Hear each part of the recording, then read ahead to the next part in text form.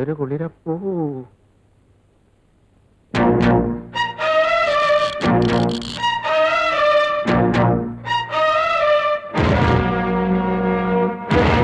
ആഹാര സാധനങ്ങളെല്ലാം എടുത്തു വെച്ചല്ലോ. ഒരൈറ്റം ദേ വരുന്നു. ശോഭേ, ശ്രീദേവി വിളിക്ക്. ഇനി ഡോക്ടർ വന്നു കഴിഞ്ഞാൽ നിങ്ങൾ ആരും ഇങ്ങോട്ട് വരണ്ട. നിങ്ങളും വല്ലതും കഴിച്ചിട്ട് കിടന്നു. കൊച്ചമ്മേ, മോലാലി വിളിക്കുന്നു. അല്ല, ഞാനൊന്ന് പുറത്തോട്ട് പോയിക്കോ. നേരം വെളുക്കുമ്പോ ഇങ്ങ് എത്തണം. ശോഭ എന്നാ പോയിക്കോ. ശരി കൊച്ചമ്മ, ഞാൻ ഒന്ന് ശ്രീദേവി, ഡോക്ടർക്ക് ഫോൺ ചെയ്തോ?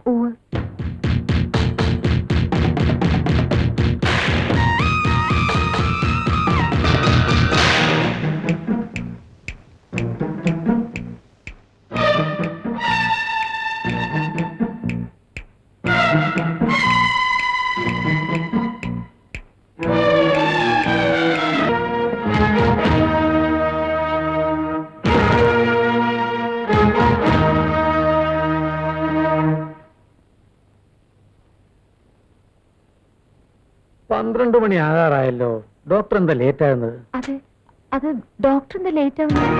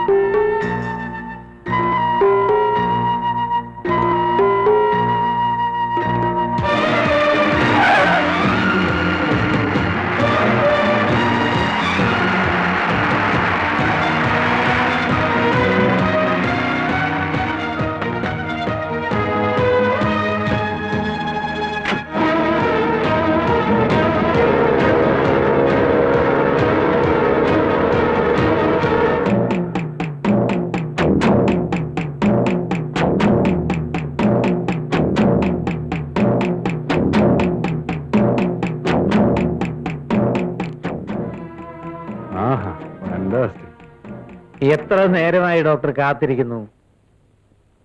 എല്ലാം റെഡിയാണല്ലോ. ശ്രീദേവി എവിടെ?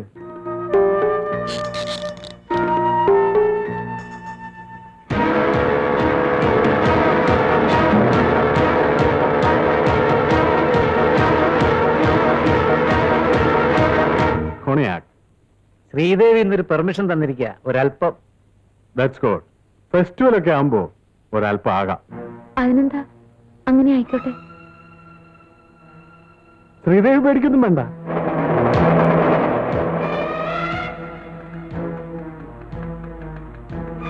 ഞാൻ വെയിറ്റ് ചെയ്യണോ സാർ? വേണ്ട, ഞാൻ തിരിച്ചു വരുമെന്നറിയില്ല.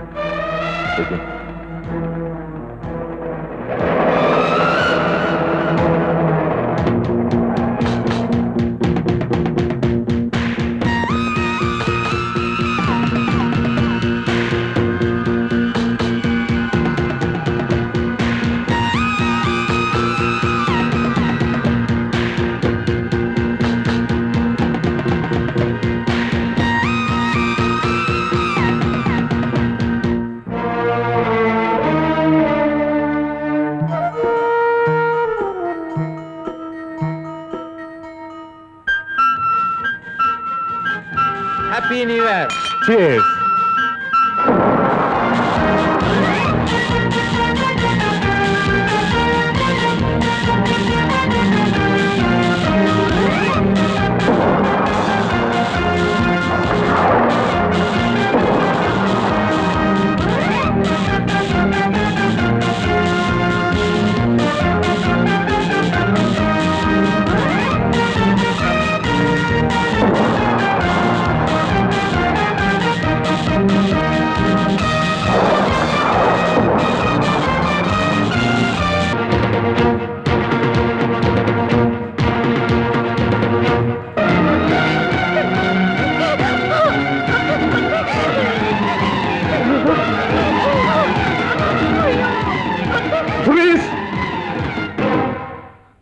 Come on.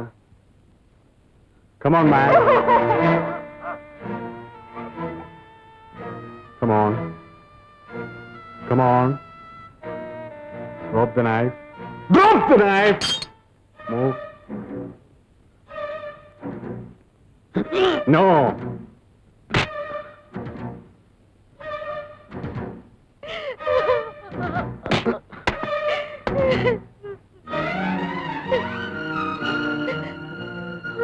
കറക്റ്റ് സമയത്താണ് താനും എത്തിയത്. നന്നായി. എന്റെ ഭാരം പകുതി കുറഞ്ഞു. എല്ലാം മംഗളകരമായി അവസാനിച്ചു. പിന്നെ ഇത് വലിയ പ്രശ്നമൊന്നും ആക്കണ്ട. ഇന്ന് നേരം വെളുക്കുന്നവരെ ധാരാളം സമയമുണ്ട്. നിങ്ങൾക്കാണെങ്കിൽ ഒരുപാട് കാര്യങ്ങൾ സംസാരിക്കാനും ഉണ്ടാവും. ആ നിലയ്ക്ക് ഞാൻ കൂടുതൽ നേരം നിന്ന് ഡിസ്റ്റർബ് ചെയ്യുന്നത് ഭംഗിയല്ല. തന്നെയല്ല, മോൾ എഴുന്നേറ്റാൽ എന്നെ അന്വേഷിക്കും. ഞാൻ ഇറങ്ങട്ടെ. പിന്നെ ശ്രീദേവ് ഫോൺ ചെയ്ത് പോലീസിനെ അറിയിക്കില്ല. ആ നിലയ്ക്ക് മിസ്റ്റർ വിനോദിനും അത് ചെയ്യാൻ കഴിയില്ലല്ലോ, അല്ലേ? നേരം വെളുക്കുമ്പോൾ ഇതൊരു ആത്മഹത്യയായിരിക്കണം. I mean suicide. ഉദയവർമ്മ മുതലാളി ആത്മഹത്യ ചെയ്തിരിക്കുന്നു. ബാക്കി കാര്യങ്ങൾ ശ്രീദേവിയോട് ചോദിച്ചാൽ പറയും. ബൈ ദ ബൈ, ഇതെന്റെ കാർഡാണ്. വാങ്ങിക്കൂ. വല്ലപ്പോഴൊക്കെ വരണം. അല്ല, വരാതിരിക്കില്ലെന്ന് എനിക്കറിയാം. വരാതെ പറ്റില്ലല്ലോ. ആത്മഹത്യ മറക്കണ്ട. തോക്കി ഞാൻ കൊണ്ടുപോകുന്നില്ല. ഇത് നിങ്ങൾക്കൊരു സഹായമായിരിക്കും. ഇതിൽ 5 ബുള്ളറ്റ്സ് ബാലൻസ് ഉണ്ട്. ഇതിവിടെ ഇരിക്കട്ടെ. Then wish you a happy new year.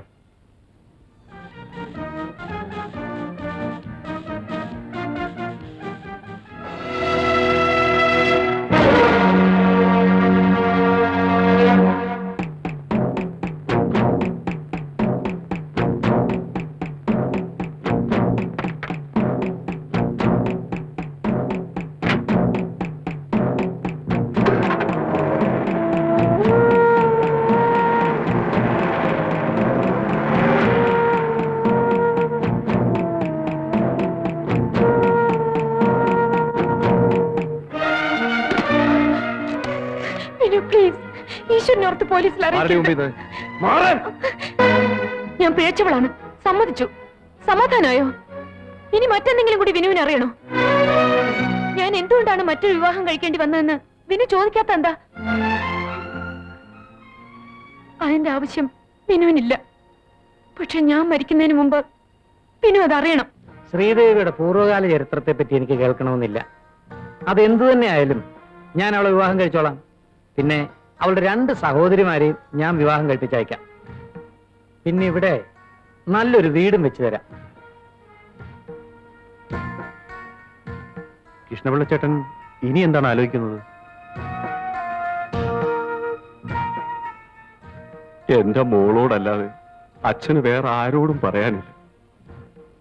പുര നിറഞ്ഞു നിൽക്കുന്ന നിന്റെ അനുജത്തിമാരുടെ ഭാവിയെങ്കിലും എന്റെ മോൾ ഓർക്കണം. ഇവരിങ്ങനെ നിൽക്കുമ്പോ ഞാൻ മരിച്ചാലും എന്റെ ആത്മാവിന് ശാന്തി കിട്ടില്ല മോളെ. ഞാൻ മോളുടെ കാലിൽ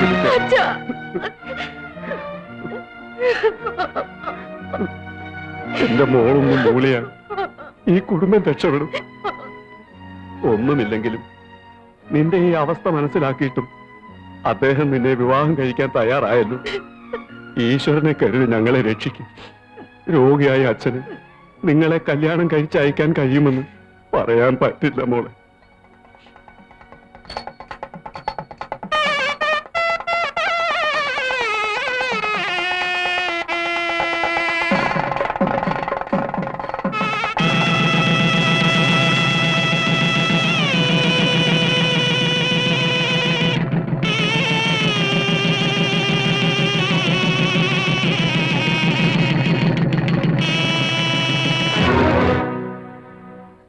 സ്വന്തം അച്ഛൻ കാലിൽ വീണ് യാചിച്ചപ്പോൾ, സ്വന്തം അനുജത്തിമാരുടെ കണ്ണുനീര് കണ്ടപ്പോൾ, അർദ്ധപട്ടിണിയിലായിരുന്ന കുടുംബത്തെ രക്ഷിക്കാൻ ഞാൻ ആത്മഹത്യ ചെയ്യായിരുന്നു. ഒരു ഭർത്താവിൽ നിന്ന് ലഭിക്കേണ്ട ഒരു സുഖത്തിനും കെൽപ്പില്ലാത്തൊരു പുരുഷനെയാണ് ഭർത്താവായി സ്വീകരിക്കേണ്ടതെന്ന് വിവാഹത്തിന് മുൻപേ ഞാൻ അറിഞ്ഞിരുന്നു.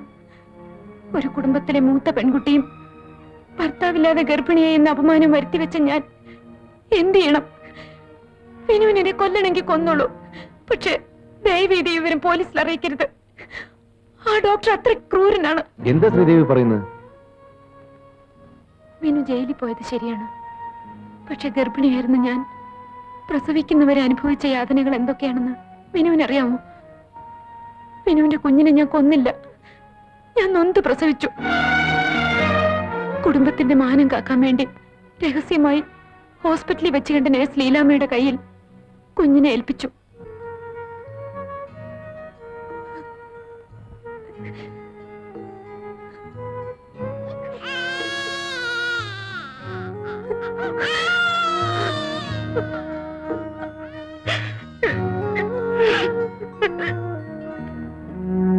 നമ്മുടെ കുഞ്ഞിന്ന് ഡോക്ടറുടെ കയ്യിലാണ്. അതെങ്ങനെ സംഭവിച്ചു എന്ന് എനിക്കറിയില്ല. അന്ന് മുതൽ അയാൾ എന്നെ ബ്ലാക്ക്മെയിൽ ചെയ്യാണ്.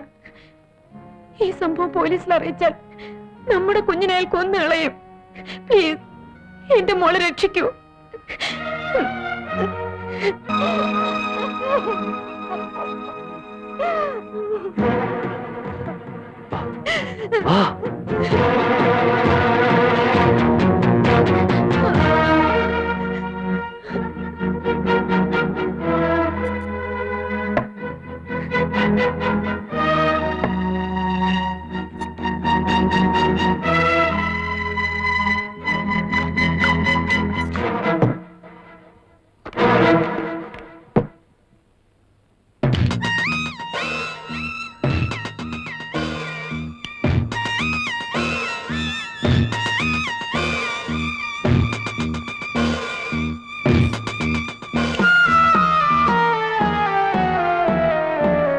ഞാൻ പറഞ്ഞ പോലെ അല്ലാതെ യാതൊരു കാരണവശാലും വാക്കുകൾ മാറരുത്. അവർ മറിച്ചും തിരിച്ചും എല്ലാം ചോദിക്കും. മനസ്സിലായോ? എനിക്ക് പേടിയാവുന്നു. ധൈര്യമായിട്ടിരിക്കെ. തൽക്കാലം ഇത് ആത്മഹത്യ തന്നെയാ. ബാക്കി നമുക്ക് വരുന്നിടത്ത് വെച്ച് കാണാം.